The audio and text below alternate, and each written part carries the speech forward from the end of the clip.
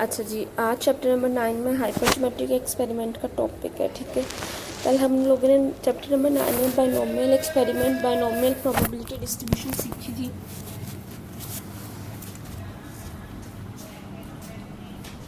आज हम लोग हाइपरज्योमेट्रिक एक्सपेरिमेंट करेंगे। हाइपरज्योमेट्रिक एक्सपेरिमेंट की डेफिनेशन को देखो।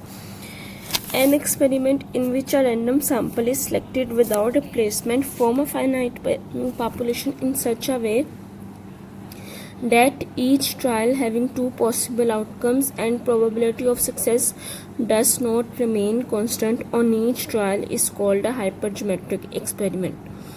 अब हाइपरज्योमेट्रिक एक्सपेरिमेंट क्वेश्चन में कैसे पता चलेगा? यहाँ हाइपरज्योमेट्रिक एक्सपेरिमेंट या हाइपरज्योमेट्रिक प्रोबेबिलिटीज निकालनी है। सबसे पहले तो हाइपरज्योमेट्रिक एक्सपेरिमेंट के अंदर उसने कहा विदाउट रिप्लेसमेंट आपका सैंपल सिलेक्ट किया जाएगा विदाउट रिप्लेसमेंट के थ्रू फाइनाइट पॉपुलेशन में। विदाउट रिप्लेसमेंट क्या होती है? विदाउट रिप्लेसमेंट में हम एक बैग में अगर डिफरेंट कलर की बॉल्स है, एक बॉल को सिलेक्ट करते हैं, उसका कलर नोट डाउन करते हैं और उसको वापस बैग में नहीं डालते बल्कि बैग से दूर रख देते हैं या उसको डिस्कार्ड कर देते हैं। ठीक है, विदाउट रिप्लेसमेंट से जब सिलेक्शन हो तब हाइपरज्योमेट्रिक एक्सपेरिमेंट लगेगा।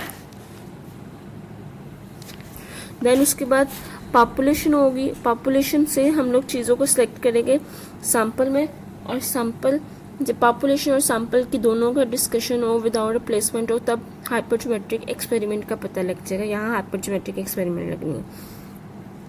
फिर इसके बाद हम लोग प्रोबेबिलिटीज़ को दो हिस्सों में डिवाइड करते हैं, सक्सेस और फेलियर में।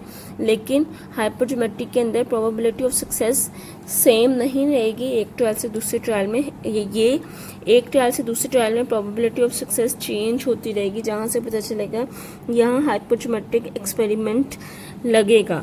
ठीक है, तीन चार चीज़ों से आइडेंटिफिकेशन हो जाएगी। यहाँ अब हाइपरज्योमेट्रिक एक्सपेरिमेंट यूज़ होगा। विदाउट रिप्लेसमेंट होगा, पॉपुलेशन आइटम गिवन होगी, सैंपल आइटम गिवन होगी और probability of success remains changes होती रहेगी। वो आपकी एक ट्रायल से दूसरे ट्रायल में प्रोबेबिलिटी ऑफ सक्सेस की प्रोबेबिलिटी सेम नहीं रहेगी बल्कि एक ट्रायल से दूसरे ट्रायल में जाने की प्रोबेबिलिटी ऑफ सक्सेस चेंज होती रहेगी। देन हाइपरज्योमेट्रिक प्रोबेबिलिटी डिस्ट्रीब्यूशन की क्या डेफिनेशन होगी? The random variable X representing the number of success in a hypergeometric experiment is called a hypergeometric variable. मतलब जो एक्स आपका नंबर ऑफ सक्सेस को शो करता है, अब वो हाइपरज्योमेट्रिक प्रोबेबिलिटी डिस्ट्रीब्यूशन के अंदर नंबर ऑफ सक्सेस को जब एक्सपेरिमेंट में शो करेगा तो हम कहेंगे एक्स हमारा हाइपरज्योमेट्रिक वेरिएबल है और इस वेरिएबल की प्रोबेबिलिटी डिस्ट्रीब्यूशन को हम हाइपरज्योमेट्रिक वेरिएबल और हाइपरज्योमेट्रिक डिस्ट्रीब्यूशन कहलाएंगे। Hypergeometric probability distribution again without replacement distribution भी कहलाई जा सकती है। मतलब कि हाइपरज्योमेट्रिक प्रोबेबिलिटी डिस्ट्रीब्यूशन को अगर कहें कि विदाउट रिप्लेसमेंट डिस्ट्रीब्यूशन हो तो हम लोगों को समझ आ जाना चाहिए कि विदाउट रिप्लेसमेंट डिस्ट्रीब्यूशन की बात करें तो हाइपरज्योमेट्रिक प्रोबेबिलिटी डिस्ट्रीब्यूशन होगी। आप लोगों ने 6 चैप्टर के अंदर प्रोबेबिलिटीज़ को निकालना सीखा है, प्रोबेबिलिटीज़ के लॉस को यूज़ करना सीखा है। लेकिन चैप्टर नंबर 9 के अंदर दो प्रोबेबिलिटी डिस्ट्रीब्यूशन सीख रहे हो, बाइनोमियल प्रोबेबिलिटी डिस्ट्रीब्यूशन और हाइपरज्योमेट्रिक प्रोबेबिलिटी डिस्ट्रीब्यूशन। अब प्रॉपर्टीज़ ऑफ हाइपरज्योमेट्रिक एक्सपेरिमेंट की क्या है? पहली प्रॉपर्टी है the experiment is repeated a fix number of times. मतलब कि ये वाली प्रॉपर्टी आपकी बाइनोमियल में भी सेम थी कि एक्सपेरिमेंट को एक ख़ास नंबर ऑफ टाइम्स तक रिपीट किया जाएगा। ख़ास नंबर ऑफ टाइम्स क्या होता है? जब आपको स्मॉल नंबर दिखा जाता है कि ये एक्सपेरिमेंट 5 टाइम रिपीट होगा, 10 टाइम्स रिपीट होगा, तो experiment is repeated a fix number of time. The successive trial are dependent. ये प्रॉपर्टी डिफरेंट है बाइनोमियल में। क्या था बाइनोमियल में? उसने कहा था successive trials are independent. Hypergeometric के अंदर successive trial are dependent. Successive trial क्या होगा? आपने क्या कहते हैं बैग से या लुटो का बैग से आपने बॉल्स को निकाला है, 3 बॉल्स को निकाला है, 2 बॉल्स को निकाला है। जब आप अगली दफ़ा फिर दोबारा से बॉल्स को निकालोगे तो वो दोनों पहली दफ़ा और दूसरी दफ़ा सिलेक्शन जब करनी है तो वो ट्रायल्स आपस में डिपेंडेंट होंगे, एक दूसरे पे डिपेंड कर रहे होंगे।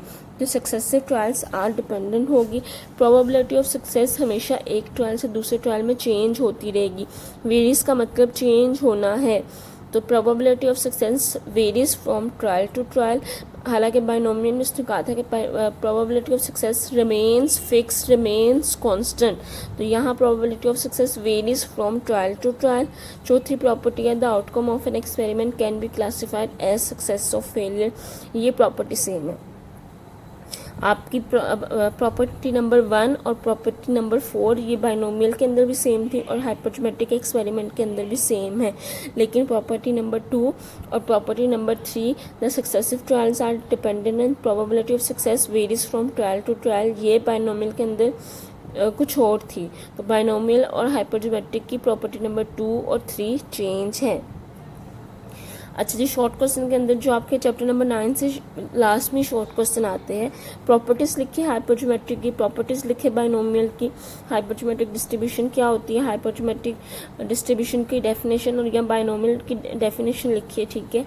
और हाइपोथेटिक के पैरामीटर्स क्या होते हैं, बाइनोमियल के पैरामीटर्स क्या होते हैं, हाइपोथेटिक एक्सपेरिमेंट का मीन और वेरिएंस क्या होता है, हाइपोथेटिक डिस्ट्रीब्यूशन का फार्मूला क्या होता है, बाइनोमियल का फार्मूला क्या होता है, बाइनोमियल का मीन एंड वेरिएंस क्या होता है, ये वो क्वेश्चन है जो आपसे शॉर्ट क्वेश्चन में ये 6-7 क्वेश्चन लास्ट में आते हैं और इनको आपने रट्टा लगा लिया तो आपके 10 से 12 या 12 से 15 नंबर पक्के हो जाते हैं। देन उसके बाद probability function of hypothetic distribution का फार्मूला है probability x is equal to X K C X N minus K C N minus X और एन सी एन।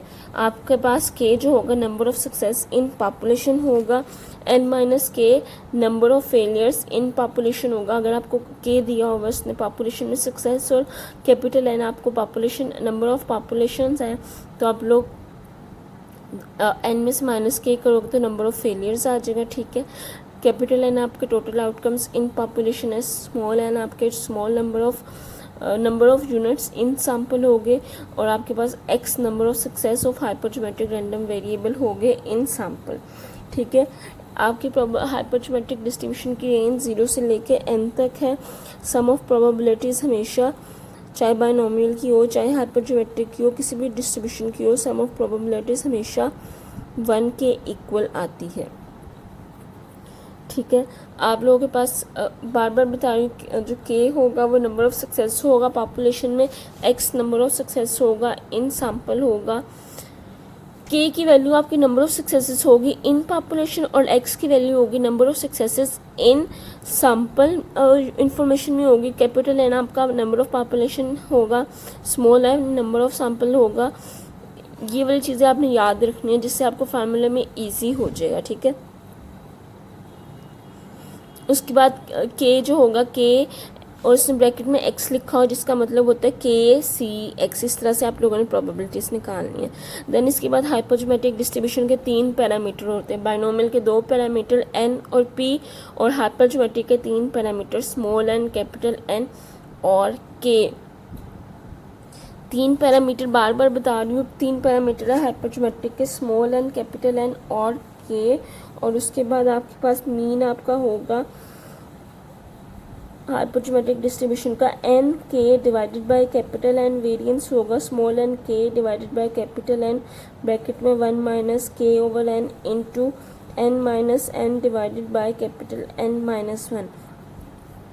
ये आप लोगों ने मीन और वेरिएंस हाइपोथेटिक के रट लेने हैं और इसके पैरामीटर्स भी रट लेने हैं। ये MCQs में शॉर्ट क्वेश्चन में बार बार चीज़ें पूछी जाती है, ठीक है।